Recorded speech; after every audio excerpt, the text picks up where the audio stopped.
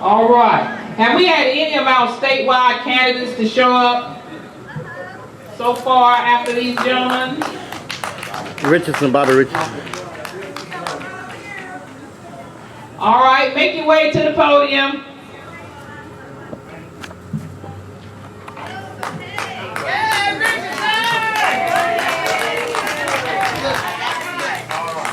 All right, ladies and gentlemen, we now have a young lady who's coming who may not directly represent Edgecombe County, but anytime we need her, she's here. Anything that's going on around her, she's there.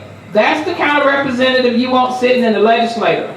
Not the kind that's just sitting there visiting their particular county with their issues. So I am so happy to have Bobby Richardson here in Edgecombe County. She may not have it on her driver's license, but she is at home. So let's give her a hometown welcome. Thank you, Commissioner. I appreciate that.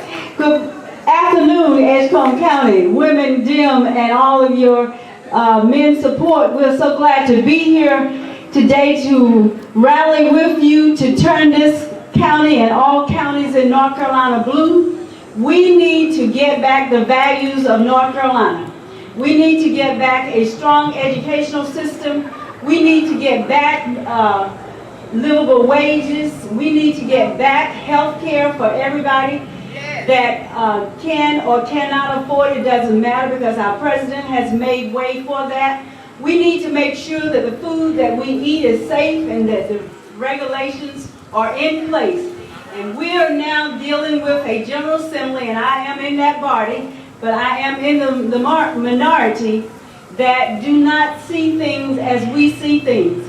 I am a representative for Nash and Franklin County, but as the commissioner said, we serve all North Carolinians, and we want all North Carolinians to have access to great schools, whether it's public school education, higher education, community college, or trade schools, whatever it is that students choose to select to further their education. We also are in the business now of trying to fund 4 different types of educational systems on the taxpayer dollars. We are a General Assembly that are supposed to be making laws based on the Constitution, and you can probably count on 2 hands the lawsuits that we have had that has said that the laws in North Carolina that we are making are unconstitutional. Guess who pays for those court cases? The taxpayers. Yes, the taxpayers pay for those court cases. And right now we are sitting here with the loss of one of the most enjoyed activity of North Carolina sports, is losing the ACC and the CAAA sports activities that has brought millions of dollars into this state. We are looking at a $30 million deficit because these athletic associations has chosen not to play balls or sports in a state that discriminates. However you want to look at HB2, the bathroom piece is part of it, but the discrimination piece was the piece that I voted against. In Raleigh, we have a tendency to pile bills on top of bills. Even in our sessions, if you remember last year, the motorcycle bill became the abortion bill. We went into session thinking that we were going to vote on safety for motorcycle riders, and they had attached the abortion bill to it. So when you look at a bill like that, and I voted no for it, someone who's a motorcycle rider would say that I don't want them to be safe on the highway. That's not the case. I could not vote for the bill because I do believe that women's health is a woman's choice. So we had a similar bill this year.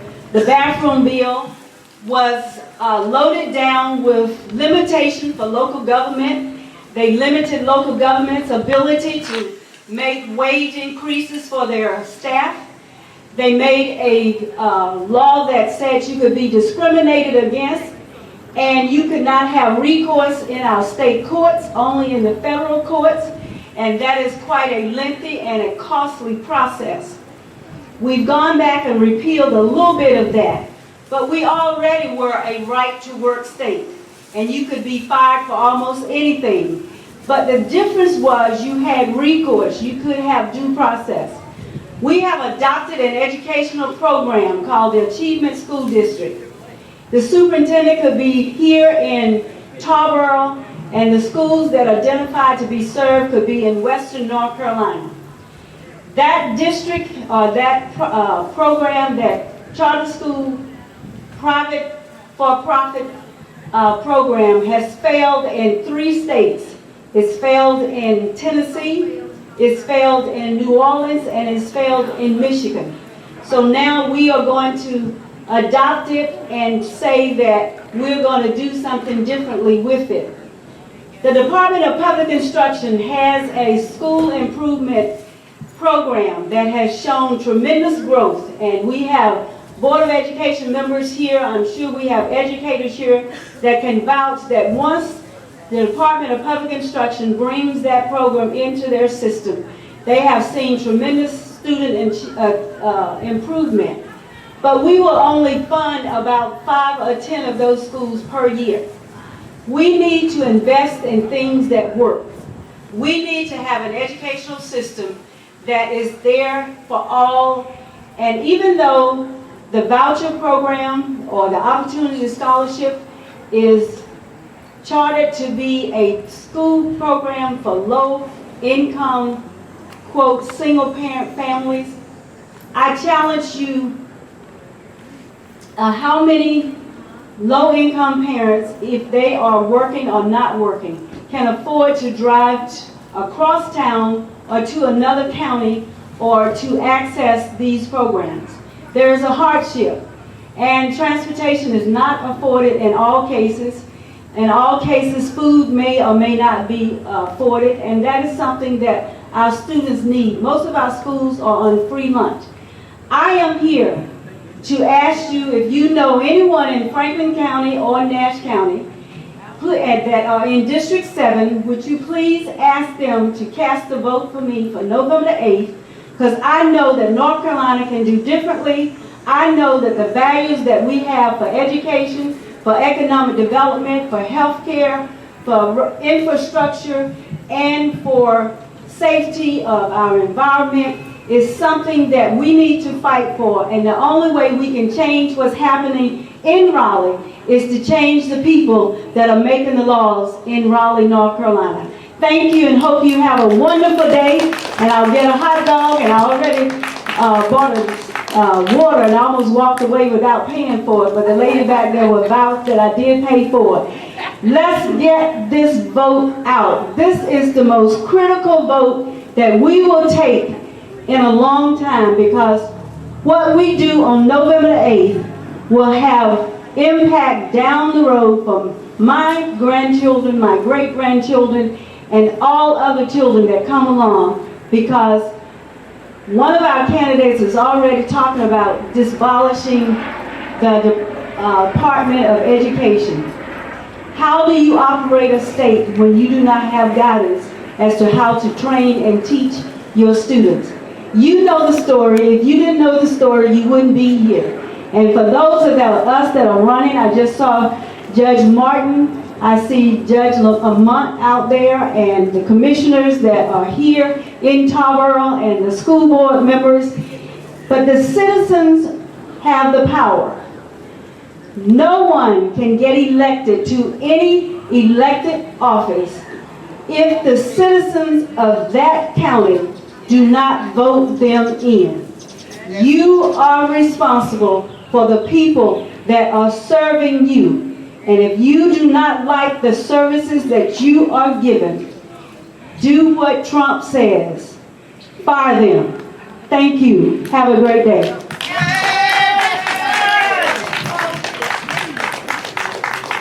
Thank you. Right here, we're going to bring the Nash County Democratic Women Representatives. Because we're the Democrats, whether we live in Edgecombe County or Nash County, we are Democrats. And the Democratic women of Edgecombe County and the Democratic women of Nash County, get along well, because our objective is to help Democrats be elected. Thank you. Hello, my name is Laura O'Neill, and I'm the Vice President of Nash County Democratic Women. I bring you greetings from Rosita Wiggins, who's our president. She, this weekend, is in Washington, D.C. with the Black Caucus and having a wonderful time. She sent me all kinds of pictures, and so we wish her well and a safe journey home. I just want to say there is no railroad track between Nash and Edgecombe when it comes to Democratic women. There is no railroad track. And we are blue everywhere. Blue is our favorite color. I also want to encourage you to please vote, as Bobby has just suggested. And I like Obama's comment, don't boo, vote. And if you have not picked up one of these one-page sample ballots that's on the table over there, please pick one up. It's going to be a very heavy ballot this year, front and back. And so you really need to educate yourself on all of these candidates. So be sure and pick one up. And I just thank you for having us. We wanted to come and show our support. Thank you. And be sure to vote early. Early voting wins the vote. Thank you. As she said, make sure you pick up one of these flyers, especially if you have elderly parents, grandparents. Those are our folks that we can count on to vote. But we need to make sure that we help educate them on people that they don't get to see every day. They may not know the names of judges. So this is your opportunity to take this home and help them make a good choice when they go to the ballot box. Make copies of it. Spread it around your family. When your folks come out of the church, hand it to them. They can take it home and get ready for election time. Early voting starts here in Edgecombe County, October 20th. You don't have to wait till November the 8th, October 20th. Early voting starts. Make sure you look and find out where your voting areas are so you can be there when the doors open October the 20th.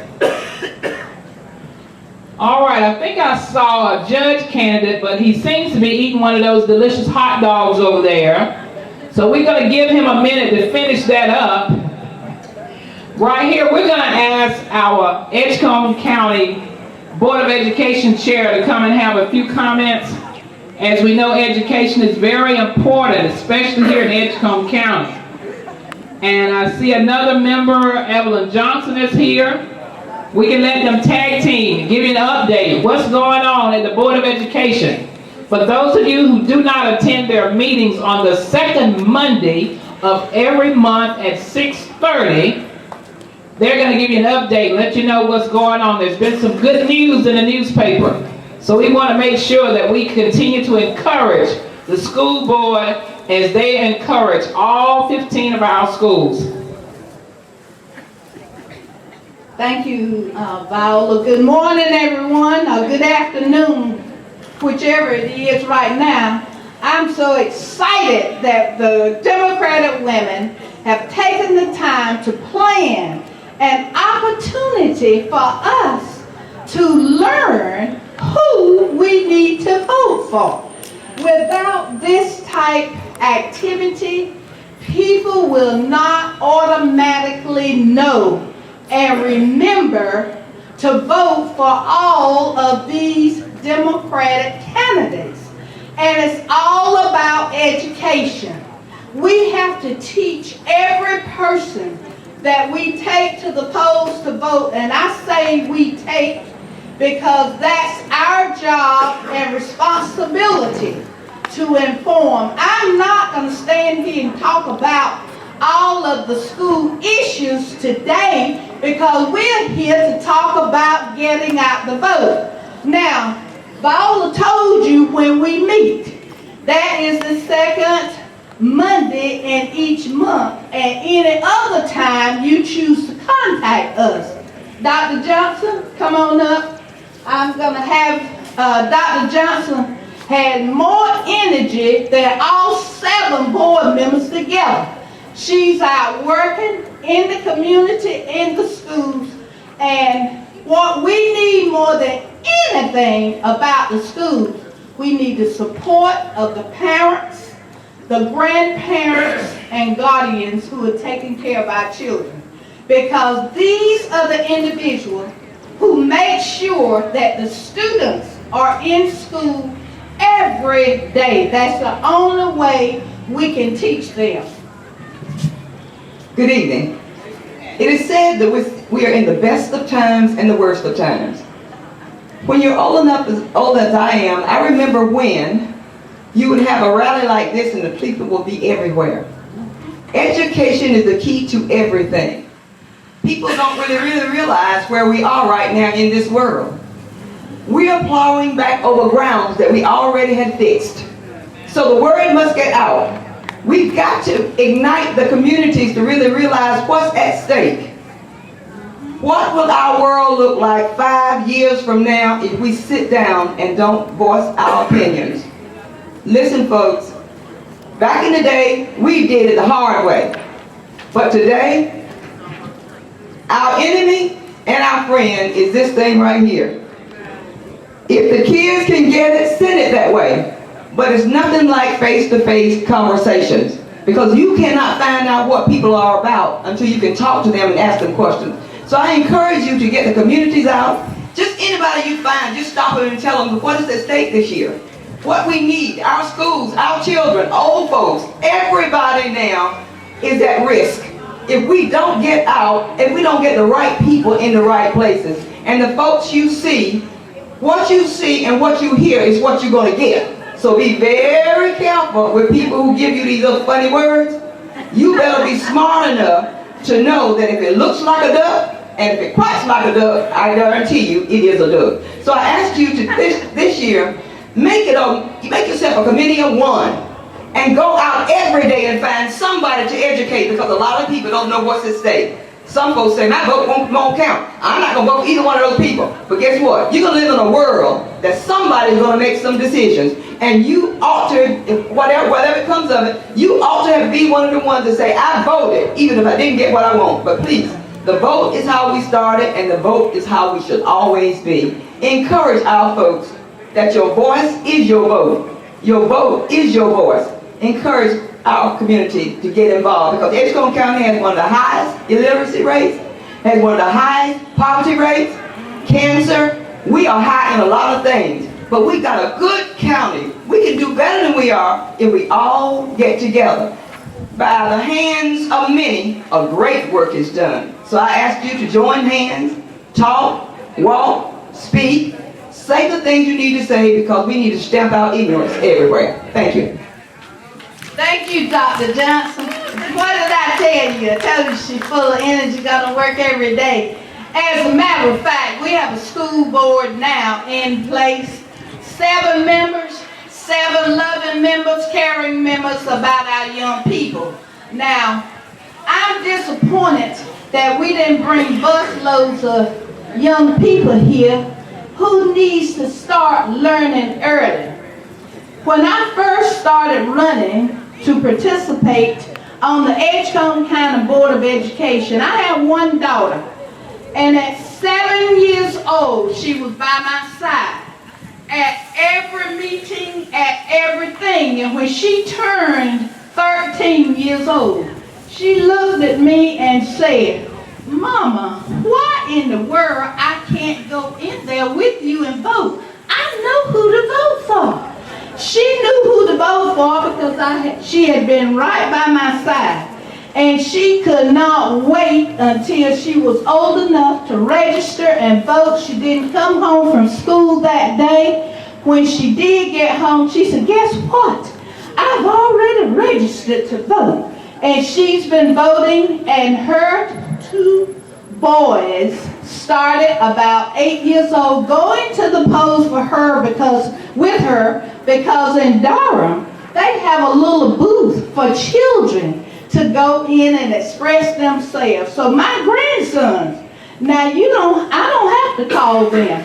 I don't have have to give them this piece of paper. I have to give it to somebody else. Because we have been talking about getting to the polls to vote, the importance of it all their lives. And this is what we have to do, is to get more of our young people informed. And we cannot start too soon, okay?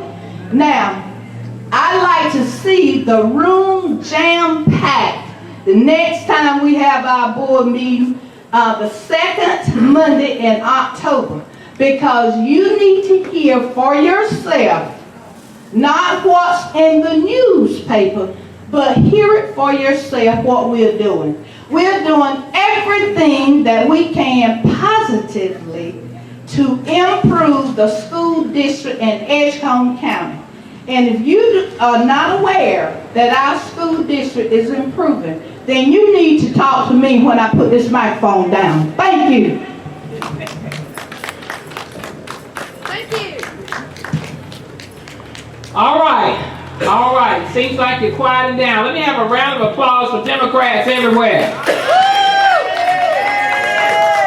Right now, we're going to bring up a gentleman that's running for judge, Lamont Wiggins, out of the city of Rocky Mount, the Edgecombe County side. He's homegrown and he's a Democrat.